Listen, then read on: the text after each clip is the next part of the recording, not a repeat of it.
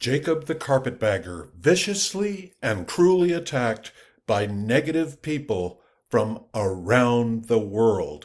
A lot of you might not be aware of who Jacob the Carpetbagger is, but he's an extremely popular YouTube vlogger who's a kind, generous, and pleasant man who's taken it bravely, even though people criticize him and attack him.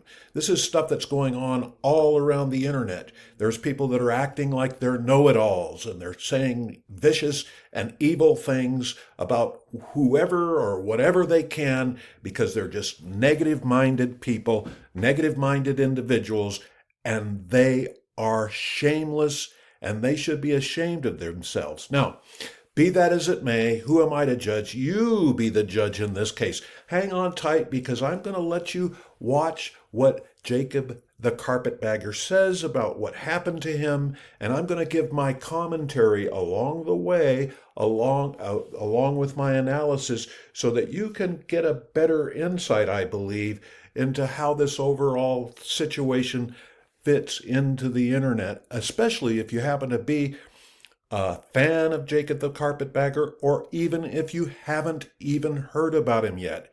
Hang on tight because you're going to want to hear this. Yes, indeed, the man you see on your screen right here is the beloved and much admired YouTube vlogger, Jacob the Carpetbagger. He's a superstar in the eyes of his frequent viewers. He, in fact, gets tens of thousands of visitors to his almost daily vlogs that are posted on YouTube, and there's a good reason for that. But on today's broadcast, he is talking about the bad things on the internet, the horrible things that some people say. There's people out there, they make a hobby out of criticizing people on the internet, and not rightfully so. Sometimes it gets into the realm of just things that we don't even want to talk about, unspeakable things that some people say about other individuals on the internet. Anybody that would badmouth this particular person that you see on the screen, in my mind, those particular individuals are not really worthy of mentioning by name, and that is what is of concern. And under the Fair Use Act, I'm going to kind of do my critique, and not necessarily a critique, but I'm going to listen to what Jacob is telling his viewers today, and I'm going to give my opinion on what he is saying to put that more into light for regular, everyday, common viewers on the internet, so they can be aware of the kind of things that are said on the internet that are downright cruel and unnecessary. So hang on tight while I give my analysis as Jacob the Carpetbagger is speaking to his audience. I'm going to switch gears a little bit here because there's something, I'm just talking, just shooting from my heart, just talking about what's been going on in my brain here. And one thing about having your life on the internet, like myself, like Adam, and anyone else. I feel a need to briefly interject here. When Jacob the Carpetbagger refers to Adam, he's thinking about and mentioning his late friend and mentor, the legendary YouTube icon Adam the Woo, who was recently found deceased in his Celebration, Florida home. Who has created something or put it up here online on YouTube or other sites. There's a lot of negativity. It shouldn't be a shock to anyone that the internet is a very, can be, I want to differentiate here. The internet can be a very hateful, toxic place. I try really hard here on this channel to keep things positive. I do moderate my comment section to leave out the nastiness. It's okay, it's okay, if you want to disagree with me, or if you want, or something I'm doing, you don't like it, you want to say you don't like it, that's fine. I don't like personal attacks on me, on anyone else, on my friends. here in my comment section, so stuff like that gets deleted pretty quick. That being said, from the very beginning, I hate talking about this because in some ways it gives that negativity some validation, which I don't think it deserves. But I'm just talking about my personal story here, and unfortunately, my personal story is intertwined with this internet hatred. Again, internet itself is both a positive and a negative place. In some ways, it lets me do what I do here. It lets me communicate with you guys. It lets us create this circle of goodness. It allows me an opportunity to put positivity out there, to put my adventures out there. It gives you... I hope you agree with me when I say here that Jacob the Carpetbagger is an extraordinary man. He's a beautiful soul, a kind-hearted person.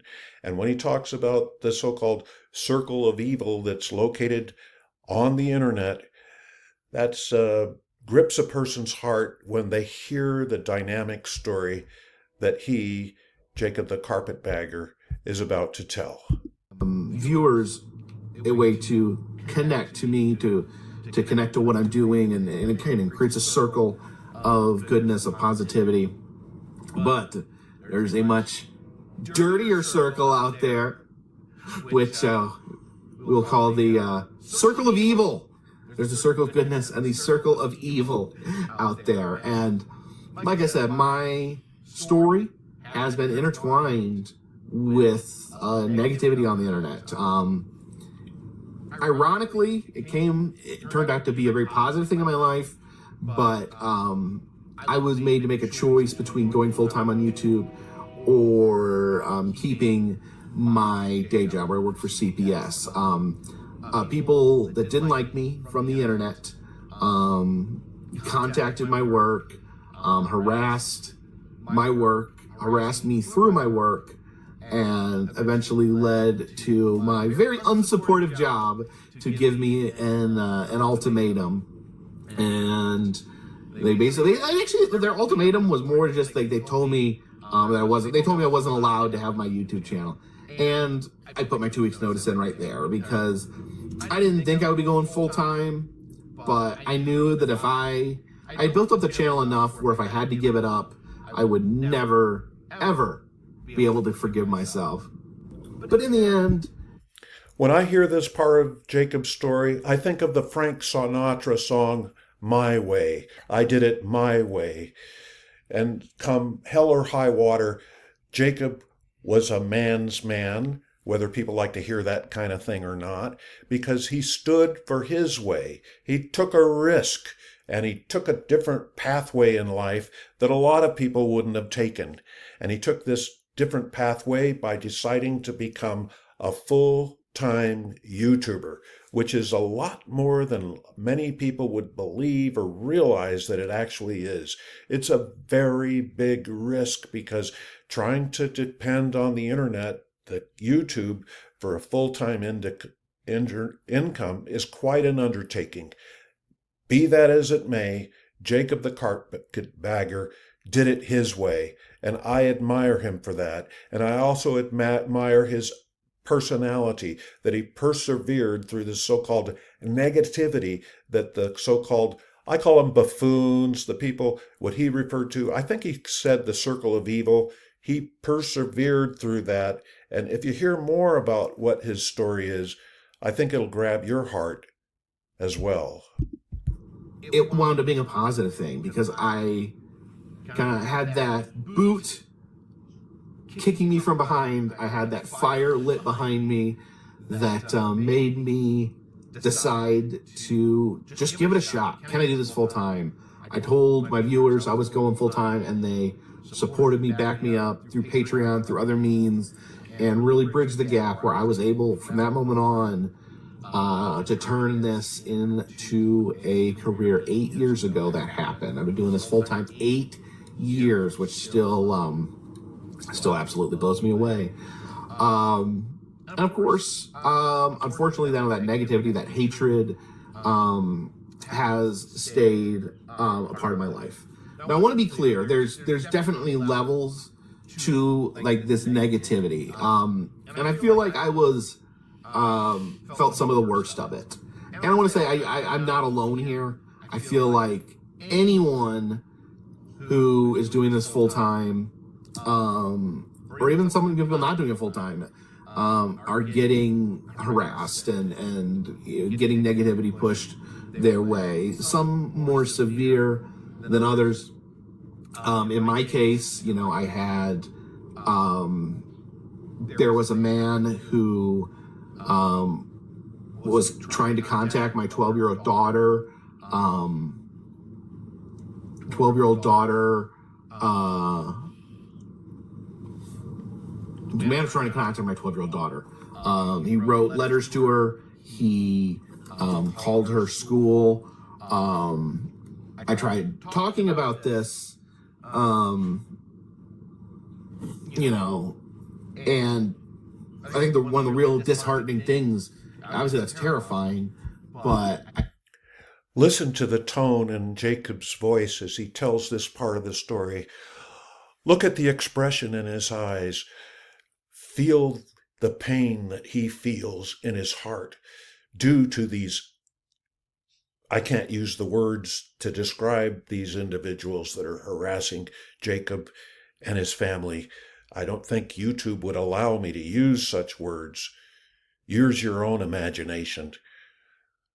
Be sure to write down in the comment section of this video, what do you think of these kind of individuals who would make such a comment and who would do such a thing to Jacob and his family? I saw people on the internet defending this person and being supportive of their actions. So you have someone harassing a 12-year-old girl, and then they have like a cheering section on the internet. That really messed with me, a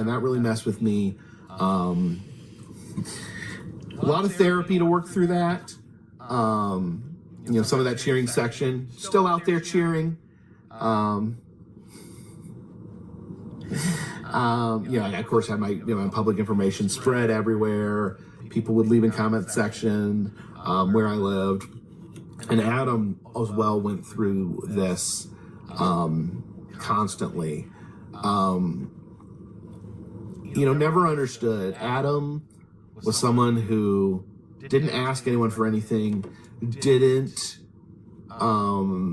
create controversial content. All he was himself, and the amount of just pure hatred that you could find for him in these corners of the internet was just mind-boggling.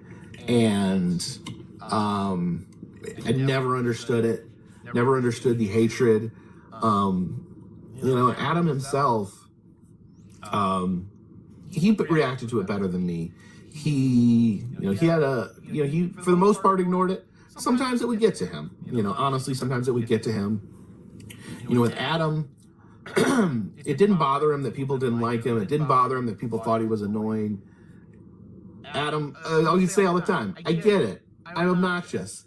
What he didn't understand is like how someone could either make a video every day or go online every day and just be fixated with him. Like every day, the same person's saying you're fat, you're disgusting, you're lazy, you're a grifter, whatever that word means.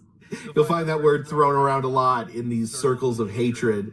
It really doesn't mean anything. I don't even think they know what it means. But Adam was, he was good at it. He was good at it, brushing away. He didn't watch the videos.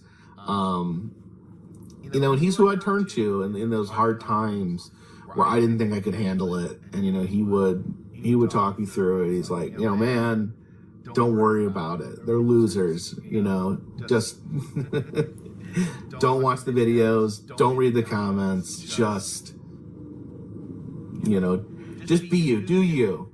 You tell me that, the best way to get, quote, not really revenge to them, that's the right word, but, the real way to show them, to prove them wrong, it's not to argue with them, it's not to tell them they're wrong, it's not to fight with them, It's just to succeed, to live the life that I chose to live, for Adam to live the life he chose to live without apologies, without regrets, and just let them be mad.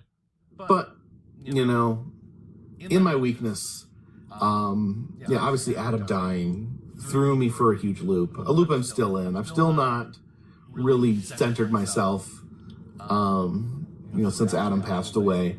And, I made some poor decisions, the last couple of weeks. I quote unquote relapsed, if that's how you want to look at it. And I went and I read the comments and I read, the corners of the internet that were very critical of Adam, and to see them use his death as a way to mock him further. Some people, you see people that spend their every day saying horrible things about him, and then they were pretending like trying to rewrite history, like they were never, just trying to pretend to be sad that he was dead after what they'd done. And people criticizing me, criticizing my sincerity, for my loss, my sadness. And it got me down. Because I fed into it. Can you imagine people out there who would actually criticize an individual whose heart is broken, an individual such as Jacob, who suffered a broken heart because his best friend died? Those kind of people are blank, blank, blank. Fill in the blanks. Choose your own words. Luckily, I didn't respond. I didn't argue with them, but I fed into it. I felt it. I allowed myself to feel it. And it's, I don't get it. I don't get it. I think the biggest mystery, you'll ask any YouTuber, what they feel about the negativity out there. And they will say, they're confused. They're confused on why people watch the videos if they don't like it. So really the only answer there is, these people that do that, go on the internet daily, that say bad things, make bad comments, make bad videos. They love hate. They love negativity. That's what they feed in. That's their hobby, is hating things. So in a way, I feel sorry for them. What a horrible life that is. What a horrible life to... I feel sorry for those individuals too. Not only do I feel sorry for them though, but I feel great negativity toward them. I'm not going to go out and make a video about those individuals, specifically a video totally dedicated to them, because they do not deserve such a tribute. That's what they're looking for. They're paying for attention. Deep down, perhaps those individuals, those critics that are going over the top, those people, as much as we can, just let them drift by the wayside, because people like the gentleman who you see on your screen do not deserve such contempt. That contempt comes theoretically from the bowels of hell, and it must be ignored in the right and perfect way, so that people like Jacob the Carpetbagger can live life to the fullest in peace, which all of us should deserve. To do hatred as your hobby, as your interest. And Adam talked about that. The circle of goodness, to put good things out in the world. You don't know how long you're going to be here. And Adam did. Adam put good things out in the world, and that's why people loved him, and that's why people will always remember him. The people that put out this hatred, this evil, this negativity, no one's going to remember them. No one's going to remember them. And if they do remember them, it's not going to be for good reasons. It's easy. It's easy. I get it. I get it to a degree. You watch a TV show that you didn't like how the ending was, or a band you love puts out an album and it's not, you don't like it, you don't think it's good like the rest of their stuff, and you're like, oh, They should have done this different. Maturity and wisdom and a great kind heart, the upper unlimited self, the upper soul of an individual, that right here is Jacob the Carpetbagger. He's speaking from wisdom. He's speaking from the heart that tells all of us that there are good things in life and there are bad things in life, of course, but those bad things in life can be ignored when doing so is a possibility. They should have made the ending different. They should have had this character do that. And it's easy. It's easy. It's easy to fall into that trap. I've fallen into it plenty of times. I try to stay away from that now. I try to take things for they are, respect things for what they are, not what I think they should be or what I think they should be. Because I don't like it when people get mad at me for not living up to their view of what I should be. It's something I learned so valuable from Adam is, what he did. It was a lot about creativity, but it was also a lot about freedom. Adam loved his freedom so much, the freedom to create, to do it himself. He would never sign a contract with someone else. He would never, he would never collaborate in like official ways. He'd hang out with friends, and I've tried to base what I do that I have a different, my principles are a little different than Adam's, but just to be able to keep himself free was such a big thing. So I think that's why maybe sometimes it stung that like people thought that they had an ownership over him or had the ability to say what he should do, who he should be, and Adam was lucky and I'm lucky that we have a job where we are given a freedom to be ourselves. So I think it's just kind of that, like, he would call it punk rock. I don't know what I would call it. Maybe the Superman version of punk rock, but it's so important to me to be myself and to be true to myself and not fit into what other people think that I should be. And as long as you're able to stick with your own values and your own moral code, you can't go wrong with that. And let me tell you something. Right here, when Jacob says these things, I also think about another song from way back. It's called something like from the Man from La Mancha, something about to dream the impossible dream. Yes, indeed, Adam the Woo and also Jacob the Carpetbagger, Jordan the Lion, Scott on Tape, the list goes on and on. Those gentlemen, in their own lives, in their own ways, when they're on YouTube, they're dreaming the impossible dream.